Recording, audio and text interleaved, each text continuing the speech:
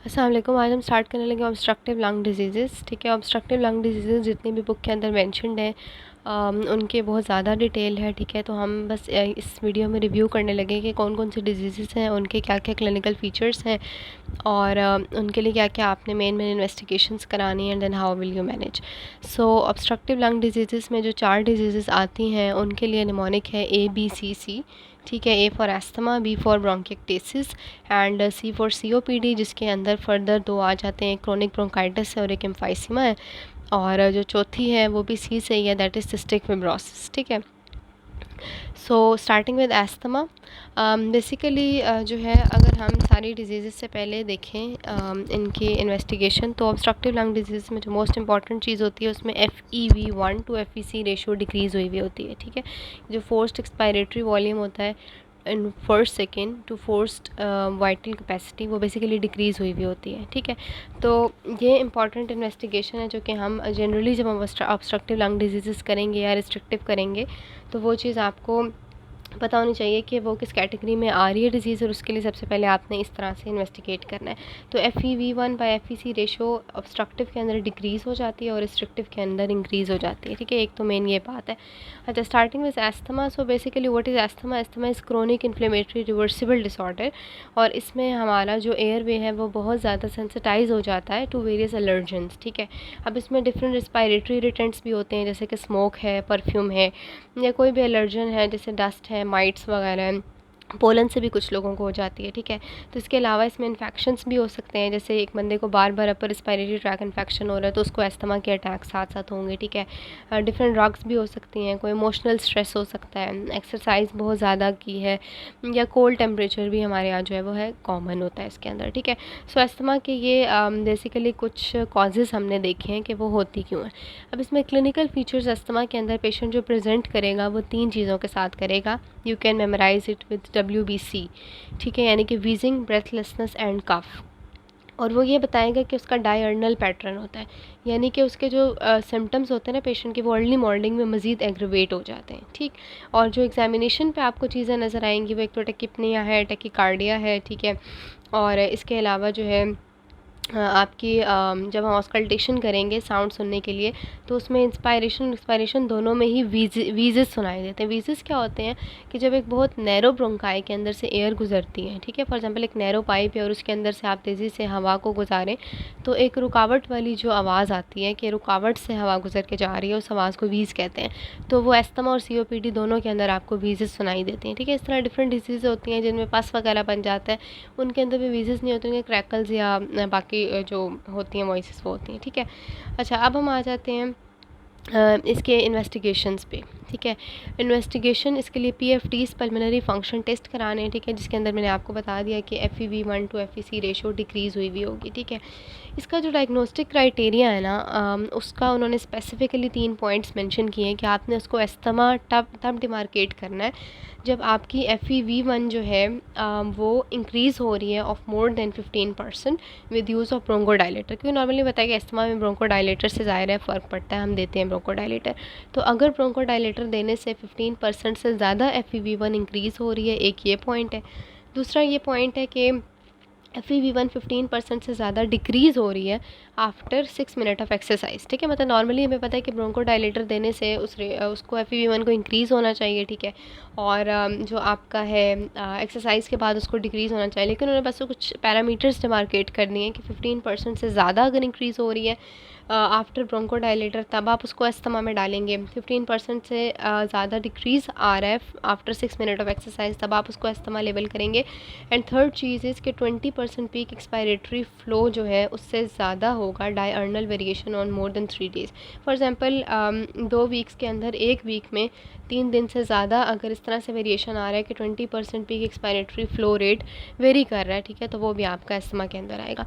इसके अलावा जो दूसरी इन्वेस्टिगेशन करते हैं वो मीथाकोलिन टेस्ट होता है। मीथाकोलिन एक ब्रोंको कंस्ट्रिक्टर होता है। ये इंपॉर्टेंट है अस्थमा और COPD को डिफ्रेंशिएट करने के लिए। जब हम पेशेंट को ये देते हैं ना, तो एकदम से उसकी ब्रोंको कंस्ट्रिक्शन हो जाती है, तो उसके सिम्टम एग्रवेट हो जाते हैं। ठीक है, तो ये इसके लिए अच्छा टेस्ट है। इसके अलावा हम सीबीसी करेंगे। सीबीसी में आपको इज़िनोफिल है, क्योंकि इज़िनोफिल ज़ाहिर एलर्जिक रिएक्शन करा रहे हैं, तो इज़िनोफिल ज़्यादा हुए होंगे। कुछ स्किन टेस्टिंग भी होती है एलर्जेंस को डिटेक्ट करने के लिए। ठीक है, इसके अलावा IgE लेवल क्या होता है, IgE सेल्स एक्टिवेट कर रहे हैं। ठीक है, और बाकी स्प्यूटम एग्जामिनेशन या ABGs वगैरह भी ज़ाहिर है इसके अंदर चीज़ें होती हैं, लेकिन मोस्ट इंपॉर्टेंट जो है वो आपका मैंने डायग्नोस्टिक क्राइटेरिया आपको बता दिया। ठीक है, अच्छा मैनेज किस तरह से करेंगे, SABA means short acting beta agonist. ठीक है, ये हम देते हैं। ये बेसिकली आपके ब्रोंकोडायलेटर्स हैं, या शॉर्ट एक्टिंग में एल्ब्यूटेरोल आ जाता है या टारब्यूटेलिन। हम यहाँ से स्टार्ट करते हैं। अब बुक के अंदर उन्होंने बहुत लंबा क्राइटेरिया लिखा हुआ है कि अगर माइल्ड अस्थमा है तो मतलब उन्होंने ये बताया है कि वीक में, अगर मंथ में फॉर एग्जांपल सिम्टम्स आ रहे हैं 1-2 बार, तब आप शॉर्ट एक्टिंग से स्टार्ट करेंगे। फिर अगली स्टेज वो होगी जिसमें ज़ाहिर है आपको पर वीक ज़्यादा सिम्टम्स आने शुरू हो जाएंगे, उसमें फिर आप इसके साथ स्टेरॉइड्स ऐड कर देंगे। और जो अगली कैटेगरी है उसमें आपने उसमें ये है कि ज़ाहिर है फिर उससे भी ज़्यादा अगर सिम्टम आपके एग्रीवेट हो रहे हैं कि पर वीक में 4 to 5 एपिसोड्स आ रही हैं, या वो डायरनल वेरिएशन उसमें ज़्यादा आ रही है, तो उसमें फिर आपने लॉन्ग जो लो डोज स्टेरॉइड्स हैं उनके साथ आपने लॉन्ग एक्टिंग बीटा एगनिस्ट यानी LABA लाबा ऐड कर देने होते हैं। ठीक है, मतलब स्टार्ट हम शॉर्ट एक्टिंग से करते हैं, then we can also combine them with steroids. ठीक है, अगर सिम्टम आपके ज़्यादा आ रहे हैं, या लॉन्ग एक्टिंग के साथ भी कंबाइन कर सकते हैं। ठीक है, और एक और चीज़ इंपॉर्टेंट है कि स्टेरॉइड्स जो हम देते हैं वी स्टार्ट विद IV। ठीक है, IV स्टेरॉइड देते हैं क्योंकि साइड इफ़ेक्ट कम होते हैं, लेकिन ओरल स्टेरॉइड पे हम तब जंप करते हैं जब सिम्टम बहुत ज़्यादा सवेयर अस्थमा की जो कंडीशन से फॉलो हो जाती हैं, कि डेली पेशेंट को सिम्टम आ रहे हैं, बहुत ज़्यादा नॉक्टर्नल सिम्टम आ रहे हैं, तो तब हम ज़ाहिर है ओरल स्टेरॉइड पे शिफ्ट करते हैं। ठीक है, अच्छा इसके अलावा जो मोस्ट इंपॉर्टेंट चीज़ है जो मैंने ब्लैक में मैनेजमेंट में मेंशन की है ना, वो भी मैनेजमेंट ही है, but that is acute exacerbation. Acute exacerbation का मतलब ये होता है कि पेशेंट को अस्थमा है, ठीक है, he is diagnosed case of asthma, और उसको कभी कभी सिम्टम्स भी आते हैं, बट उसको एकदम से जब अटैक आया है, एक्यूट एग्जैजरबेशन या एक्यूट अटैक आया है, तो उस वक्त आपने फ़ौरन से उसको कैसे ट्रीट करना है। तो उसको एक्यूट एग्जैजरबेशन के उन्होंने कुछ फ़ीचर्स भी लिखे हुए हैं। ठीक है, वो भी आप देख लें। तो उसमें क्या होता है कि आपने मैनेज करना होता है ऑक्सीजन से। ठीक है, सबसे पहले आपने हाई कंसंट्रेशन ऑक्सीजन देनी होती है, और ज़ाहिर आपने जो सैचुरेशन लेवल ऑक्सीजन का वो 92 से ज़्यादा ही रखना होता है, जो कि नॉर्मल वैल्यू होती है। ठीक है, उसके बाद ब्रोंकोडायलेटर्स हम देते हैं, उसमें वही शॉर्ट एक्टिंग बीटा एगनिस्ट आ जाते हैं। ठीक है, या इनहेलर्स न्यूबलाइजर्स की फॉर्म में हम ये चीज़ें देते हैं, और बाकी सिस्टमिक स्टेरॉइड्स, ठीक है, IV स्टेरॉइड देने हैं आपने, और इप्राटोपियम ब्रोमाइड जो एंटीकोलिनर्जिक है। इसके अलावा IV magnesium and then ETT। अगर बहुत ज़्यादा सीवियर कंडीशन है कि पेशेंट कोमा में जा रहा है, रिस्पायरेटरी अरेस्ट में जा रहा है, तो तब आपने ज़ाहिर है ETT की तरफ शिफ्ट करना है। ठीक है, तो अस्थमा के बारे में आई थिंक ये मतलब मैंने रिवीजन आपको करा दी कि मेन बातें आपको क्या पता होनी चाहिए। Next we start with COPD। COPD is chronic obstructive pulmonary disease. इसमें कोई एलर्जन वगैरह का रोल नहीं होता है। इसमें मोस्ट इंपॉर्टेंट जो रिस्क फैक्टर है वो स्मोकिंग है। ठीक है, स्मोकिंग के बाद अल्फा-1 एंटीट्रिप्सिन डेफिशिएंसी हो सकती है, ऑक्यूपेशनल कोई चीज़ें हो सकती हैं, जैसे कोल माइनर्स, कोल वर्कर्स जो होते हैं। ठीक है, क्रोनिक एस्थमा हो सकती है, chronic asthma can progress to COPD। ठीक है, इसके अलावा कैनेबिस स्मोकिंग वगैरह। अब जो COPD है इसके अंदर मज़ीद 2 चीज़ें आती हैं, क्रोनिक ब्रोंकाइटिस होता है और एक आपके पास एम्फाइसेमा होता है। ठीक है, दोनों में डिफरेंस ये है कि एम्फाइसेमा में एयर स्पेसेस आपके लार्ज हो जाती हैं। ठीक है, और distal of the terminal bronchiole के बाद वाला जो पोर्शन है वहाँ पे सारी जो एल्वोलाई की डिस्ट्रक्शन शुरू हो जाती है, जबकि क्रोनिक ब्रोंकाइटिस के अंदर बहुत ज़्यादा कफ होती है, स्प्यूटम भी बनती है for at least 3 months in 2 consecutive years। ये एग्जैक्ट डेफिनेशन है जो ड्यूरेशन दी हुई है। अच्छा, बहरहाल पेशेंट प्रेजेंट किस तरह से करेगा, पेशेंट बताएगा कि मुझे खांसी है और बहुत महीनों से खांसी है, क्रोनिक कफ की हिस्ट्री होगी, याद रखिएगा। स्प्यूटम भी उसमें प्रोड्यूस हो रहा होगा। ठीक है, और उसको सांस लेने में मसला होगा, डिस्निया होगा, और वेट लॉस भी उसका, क्योंकि ज़ाहिर है बहुत सवेयर प्रोलॉन्ग हिस्ट्री जब क्रोनिक डिजीज़ होती है, ऑब्वियसली वेट लॉस की हिस्ट्री तो पेशेंट देगा ही। ठीक है, अब हम आ जाते हैं इसके क्लिनिकल फीचर्स में। कुछ और इंपॉर्टेंट बात है, एक है बैरल चेस्ट। ठीक है, बैरल चेस्ट में ये होता है कि एक तो आपके जो लंग्स है ना वो बहुत ज़्यादा उसको कंपनसेट करने की कोशिश करते हैं, तो वो हाइपर इन्फ्लेटेड हो जाते हैं। हाइपर इन्फ्लेटेड लंग्स की वजह से आपकी एक तो जो डायमीटर है ना चेस्ट का, एंटीरो पोस्टीरियर डायमीटर, वो भी ज़्यादा हो जाता है, इसको बैरल चेस्ट कहते हैं। ठीक है, अच्छा बाकी हम आ जाते हैं इसकी इन्वेस्टिगेशन पे। इन्वेस्टिगेशन में आपने सबसे पहले वही PFTs कराए। PFTs के अंदर आपको वही जो obstructive normal pattern, typical pattern है कि FeV1 to FeC ratio decrease मिलेगी। ठीक है, अब हमने इसको अस्थमा से किस तरह डिफरेंशिएट करना है। एक तो मीथाकोलिन चैलेंज टेस्ट जो मैंने आपको अस्थमा में बताया था कि that is positive in asthma but negative in COPD, यानी उससे COPD एक्सक्लूड हो जाएगी। लेकिन इसके लिए एक टेस्ट होता है DCLO, यानी diffusion lung capacity of carbon monoxide, ठीक है, diffusion capacity of carbon monoxide. इसका ये पैटर्न होता है कि ऑब्स्ट्रक्टिव लंग डिजीज़ में अगर आपके पास DCLO कम हुई हुई है ना, वो एम्फाइसेमा के अंदर होता है, ठीक है। और इसको हम क्रोनिक ब्रोंकाइटिस से इस तरह से डिफ्रेंशिएट करते हैं कि अगर आपका PFTs पे ऑब्स्ट्रक्टिव पैटर्न आ रहा है, DCLO भी कम हुआ हुआ है, यानी डिफ्यूजन लंग कैपेसिटी भी कम हुई हुई है, एक्सचेंज क्योंकि कम हो रहा है गैसेस का, एल्वोलाई ब्रेक डाउन है, तो वो एम्फाइसेमा होगा।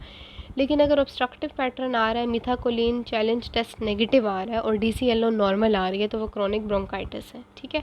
और अगर ऑब्स्ट्रक्टिव पैटर्न भी है, मिथाकोलिन चैलेंज टेस्ट भी पॉजिटिव है, लेकिन DCLO ऑब्वियसली नॉर्मल है, तो वो अस्थमा की तरफ होगा। इसके अलावा जो अगली इन्वेस्टिगेशन हम कराते हैं ECG, ठीक है, क्योंकि हाइपर इन्फ्लेटेड लंग्स हैं, उनकी वजह से बैक फ्लो की वजह से आपका राइट एट्रियल हाइपरट्रॉफी भी हो सकती है, ठीक है। तो ज़ाहिर है ECG कराएंगे, एक तो नॉर्मल CBC भी आपने कराना है हेमाटोक्रिट देखने के लिए, चेस्ट एक्सरे करवाएंगे और हाई रेजोल्यूशन CT स्कैन, ठीक है। अच्छा, हाई रेजोल्यूशन CT स्कैन जो है वो आपने इसके लिए करवाना है, HRCT। अच्छा, मैनेज किस तरह से करते हैं? सबसे पहले तो ज़ाहिर है रिस्क फैक्टर को अवॉइड करें, यानी स्मोकिंग सेसेशन। फिर वैक्सीनेशन, मोस्ट इंपॉर्टेंट जो रिस्पायरेटरी इन्फेक्शन है जैसे इन्फ्लुएंज़ा है, दैन नीमोकोकल है, उसकी वैक्सीनेशन इसमें करवाई जाती है, क्योंकि पेशेंट को बार बार ये इन्फेक्शन हो रहे होते हैं, ठीक है। तो ईयरली इन्फ्लुएंज़ा वैक्सीन और 5 ईयरली नीमोकोकल वैक्सीन रिकमेंड की जाती है। और LTOT यानी लॉन्ग टर्म ऑक्सीजन थेरेपी, ठीक है, उस पर हम पेशेंट को डाल देते हैं। अच्छा, फिर इसमें सिम्टोमेटिक ट्रीटमेंट कुछ बताया हुआ है, जैसे ब्रोंकोडायलेटर्स हैं, स्टेरॉइड्स हैं, एंटीबायोटिक है। अब हम आ जाते हैं इसकी एक्यूट एग्जैसरबेशन, जो मैंने ब्लैक में मेंशन की, कि अगर एक्यूट अटैक हो रहा है तो उसमें आपने क्या करना है, उसमें ज़ाहिर है आपने ऑक्सीजन देना है, ठीक है। 24 to 28% ऑक्सीजन देते हैं और आपने पार्शियल प्रेशर जो होता है ऑक्सीजन का वो 60 से ज़्यादा रखना होता है और सेचुरेशन जो ऑक्सीजन की है वो 88 to 92 के बीच में रखनी होती है। इसके अलावा ब्रोंकोडायलेटर्स में जो इप्राटोपियम है, that is a first line agent, और ज़ाहिर स्टेरॉइड और एंटीबायोटिक्स भी आप दे सकते हैं साथ, ठीक है। और इसमें जो एंटीबायोटिक रिकमेंडेड है दैट इज़ एजिथ्रोमाइसिन, जो कि एग्जैजरबेशंस को कम करती है, ठीक है, डेली एजिथ्रोमाइसिन। अच्छा, नेक्स्ट हम आ जाते हैं, अगली डिजीज़ है ब्रोंकिएक्टेसिस। ब्रोंकिएक्टेसिस में क्या होता है, पहले हम देखते हैं इसमें होता क्या है, फिर हम ज़ायरस के क्लिनिकल फीचर्स पे आ जाएंगे। ये बेसिकली ऑब्स्ट्रक्टिव डिजीज़ ही है, ठीक है, ब्रोंकाई की और ब्रोंक्यूल्स की, लेकिन इसमें इन्फ्लेमेशन होती है, इसमें म्यूकस प्रोडक्शन ज़्यादा हो जाती है और म्यूकस प्लग होकर अंदर फंस जाता है, वो निकल नहीं सकता। तो उसके कंजेनिटल कॉजेज़ होते हैं, कुछ एक्वायर्ड कॉजेज़ होते हैं। कंजेनिटल में सिस्टिक फिब्रोसिस इसकी मोस्ट कॉमन कॉज है, ठीक है, क्योंकि सीलिया का हमें पता है ना, सीलिया का काम है कि म्यूकस को प्रोपेल करा के रिमूव कराना होता है, तो इसमें सीलिया की मोटिलिटी कम हो जाती है। तो प्राइमरी सीलियरी डिस्काइनीजिया इसमें एक मोस्ट इंपॉर्टेंट कॉज है, और कार्डिजिनर सिंड्रोम भी है इसके अंदर, ठीक है। एक्वायर्ड कॉजेज़ में आपके पास जो है वो ऑटोइम्यून में जैसे SLE है, रूमेटाइड आर्थराइटिस है, या डिफरेंट इन्फेक्शंस भी इसमें हो सकते हैं। क्लिनिकली फाइंडिंग इसमें क्या होगी, क्रॉनिक कफ, ठीक है, as in COPD, but most important foul smelling sputum, क्योंकि उसका म्यूकस इतना अंदर इकट्ठा हुआ हुआ है कि वो आप फाउल स्मेलिंग क्रिएट कर रहा है, ठीक है। इसके अलावा क्रैकल मैंने आपको बताया था हर उस चीज़ में आएगा जहाँ पे पास होगी, फ्लूइड होगा, ये म्यूकस इकट्ठा हुआ है, ठीक है। जब आप सुनेंगे ऑस्कल्टेशन पे चेस्ट साउंड्स, तो आपको क्रैकल फील हो। क्रैकल का मतलब ये होता है कि जैसे एक पानी गाढ़ा सा पानी फॉर एग्जांपल पड़ा हुआ है, विस्कस फ्लूइड है, और उसके अंदर से एकदम से हवा पास करती है, ठीक है, वो जो गश की आवाज़ आती है ना, दैट इज़ क्रैकल। और एग्जामिनेशन पे आपको डिजिटल हाथों की क्लबिंग भी मिलेगी। इन्वेस्टिगेशन पे आ जाते हैं, तो हेलिकल CT, ठीक है, helical CT scan is the investigation of choice. इसके अलावा PFTs में वही ऑब्स्ट्रक्टिव पैटर्न आएगा। चेस्ट एक्सरे में एक खास किस्म की उन्होंने हिस्टोलॉजिकली बात लिखी हुई है, वो है ट्रैम ट्रैकिंग। ट्रैम ट्रैकिंग में सिस्टिक शेडोज़ होती हैं और आपकी जो ब्रोंकियल वॉल्स हैं वो थिक हुई हुई होती हैं, ठीक है। एंड ऑब्वियसली चेस्ट एक्सरे पे ही आपको नज़र आ रहा है, ब्रोंकोस्कोपी भी कर सकते हैं। ट्रीट किस तरह से करेंगे, ब्रोंकियल हाइजीन, क्योंकि ज़ाहिर है अंदर सिक्रीशन सारी इकट्ठी हुई हुई हैं, आपने हाइड्रेशन पेशेंट को कहनी है कि पानी ज़्यादा से ज़्यादा पिएँ। और चेस्ट फिजियोथेरेपी बहुत अच्छी चीज़ है उस म्यूकस को निकालने के लिए। दूसरा एंटीबायोटिक्स हैं, ठीक है, वो सुपर इम्पोज अगर कोई इन्फेक्शन हो रहा है तो एंटीबायोटिक देंगे, और स्टेरॉइड्स जो हैं वो आपने दे देने, ठीक है। और कभी कभी अगर बहुत ज़्यादा सवेयर हो जाता है तो हमें सर्जरी भी करनी पड़ सकती है, वो जो ब्रोंकिएक्टेसिस एरियाज़ बने हुए हैं उनको रिमूव करने के लिए, ठीक है। Next and last disease of obstructive lung disease is cystic fibrosis. Cystic fibrosis में basically is the most common fatal genetic disease in Caucasians. और इसमें मसला क्या होता है कि आपका जो क्लोराइड चैनल ट्रांसपोर्टर होता है उसके अंदर एक जीन होती है जिसके अंदर म्यूटेशन हो जाती है, जिसकी वजह से अपना नॉर्मल काम नहीं करता है, तो आपकी सिक्रीशंस थिक हो जाती है, उनमें सॉल्ट की एब्जॉर्प्शन ज़्यादा हो जाती है। अच्छा, आप क्लिनिकल फीचर्स में क्या क्या होते हैं, एक तो रिकरेंट नमोनिया, पेशेंट को बार बार नमोनिया होकर बार बार रिस्पायरेटरी मसले होंगे, जैसे नीमोथोरेक्स भी हो सकता है, नेजल पॉलिप्स, ठीक है, हेमोप्टिसिस वगैरह। मोस्ट इंपॉर्टेंट बात इसकी ये है जो इसको बाकियों से डिफ्रेंशिएट करती है कि इसमें GIT की जो है ना वो भी कॉम्प्लिकेशन होती हैं। लाइक पेशेंट आपको आपको पता है कि पैंक्रियाटिक जो है सिम्टम्स वो भी इसके अंदर आ जाते हैं, ठीक है। तो इसमें malabsorption, steatorrhoea, intestinal obstruction, biliary cirrhosis, ये भी अगर जीआईटी के साथ ज़ाहिर है कॉम्प्लिकेशन के साथ प्रेजेंट कर रहा है तो we will go for cystic fibrosis. अच्छा, डायग्नोसिस का कैसे होता है? स्वेट टेस्ट पे हम स्वेट टेस्ट करते हैं तो उसमें सोडियम और क्लोरीन आपका जो नॉर्मल लेवल है 60 मिलीमोल्स पर लीटर से ज़्यादा आता है। और ज़ाहिर है कि जेनेटिक मसला है तो आपने फिर CF म्यूटेशन की जेनेटिक टेस्टिंग में करा लेनी है। मैनेज किस तरह से करते हैं? एंजाइम रिप्लेसमेंट, ठीक है, क्योंकि पैंक्रियाटिक एंजाइम इनसफिशेंसी हुई हुई है तो आपने एंजाइम रिप्लेसमेंट देनी है। आपके फैट सॉल्युबल वाइटामिन जो है वो ज़ाहिर एब्जॉर्ब नहीं हो रही, ठीक है, तो उसकी वजह से फैट सॉल्युबल वाइटामिन रिप्लेसमेंट करते हैं। चेस्ट फिजियोथेरेपी करते हैं और वही इन्फ्लुएंजा और निमोकोकल की आपने वैक्सीनेशंस करा लेनी है। इन्फेक्शंस के लिए आपने एंटीबायोटिक दे देने हैं। और एक और चीज़ होती है, वो होती है RH-DNase, जो मैंने मेंशन नहीं किया, I am sorry. Inhaled recombinant deoxyribo nucleus, यानी जो रिस्पायरेटरी म्यूकस है ना उसके अंदर ऑब्वियसली DNA जो है उसको क्लॉग कर उसको ब्रेक करना हमारा काम है ताकि वो म्यूकस वहाँ से हट सके और कुछ सिम्टम पेशे के रिलीव हो सके, ठीक है। तो उसके लिए हम RH-DNase देते हैं जो कि उस DNA को ब्रेक कर देता है, जो कि बेसिकली एयरवेज को क्लॉगिंग या ब्लॉकिंग के लिए रिस्पॉन्सिबल, ठीक है। So this is all about obstructive lung disease. अब आगे हम रिस्ट्रिक्टिव करेंगे। I hope this is clear.